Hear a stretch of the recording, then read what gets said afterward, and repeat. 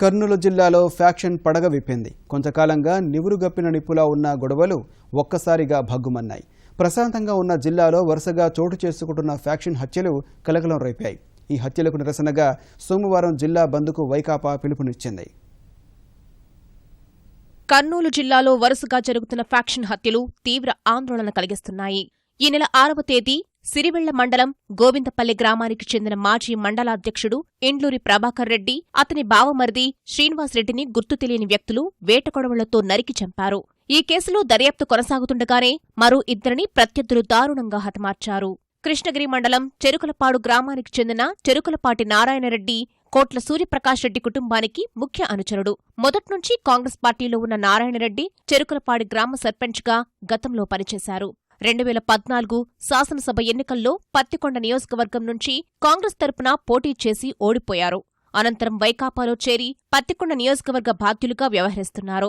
నారాయణరెడ్డి ఉదయం ఓ పెళ్లికి వెళ్లి కారులో తిరిగి ప్రయాణమయ్యారు.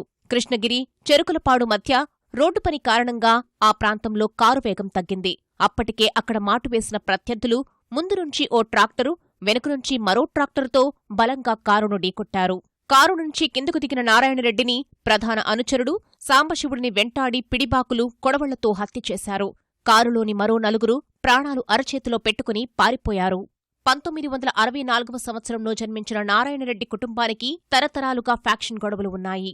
ఆయన తండ్రి శివారెడ్డిని 1987లో ప్రత్యర్థులు దారుణంగా హత్య చేసి చంపేశారు. తన తండ్రిని చంపిన బీసన్నను నారాయణరెడ్డి హత్య చేయించారు.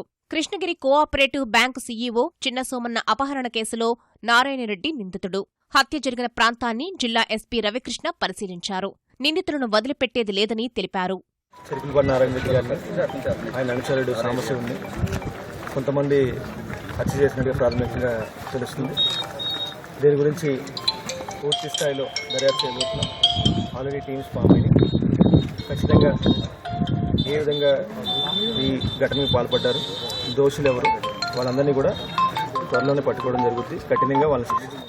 పోలీసుల వైఫల్యం కారణంగానే నారాయణరెడ్డి హత్యకు గురయ్యారని వైకాపా ఎమ్మెల్యే బుగ్గన రాజేంద్రనాథ్ రెడ్డి ఆరోపించారు. కర్నూలు ప్రభుత్వ ఆసుపత్రిలో నారాయణరెడ్డి మృతదేహాన్ని కాంగ్రెస్ నేత కోట్ల సూర్యప్రకాష్ రెడ్డి, వైకాపా నేత బుగ్గన రాజేంద్రనాథ్ రెడ్డి పరిశీలించారు.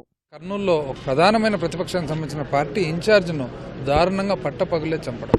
ఇప్పుడు రాజకీయ పార్టీలు ఇటువంటి శాంతి భద్రతల విషయంలో వ్యవహరించడం చాలా తప్పు. ఈ రోజు ఖచ్చితంగా ఇది break down of law and order in Kurnool district అంతా కూడా ఆటోమేటిక్ ఇది ఎస్పీ గారు సంపూర్ణ బాధ్యత తీసుకోవాలి. రాజకీయ పార్టీలు ఎవరైతే అధికారంలో ఉండే పార్టీలది ఎంత తప్పు ఉందో అంతకంటే పెద్ద తప్పు ఇక్కడ ఉండే పోలీస్ డిపార్ట్మెంట్ అని చెప్పి మేము భావిస్తా ఉన్నాం. కొత్త ప్రభుత్వం వచ్చిన తర్వాత ఎవరెవరైతే ఎటువంటి వ్యవహరించినారో, ఏ శైలిలో వ్యవహరించినారో, ఎటువంటి బాధ్యతలు చేసినారో ఇవన్నీ కూడా కంప్లీట్ వాచ్ చేసుకొని నోట్ డౌన్ చేసుకోవడం జరుగుతుంది. సోమవారం కర్నూలు జిల్లా బంద్కు వైకాపా నేతలు పిలుపునిచ్చారు.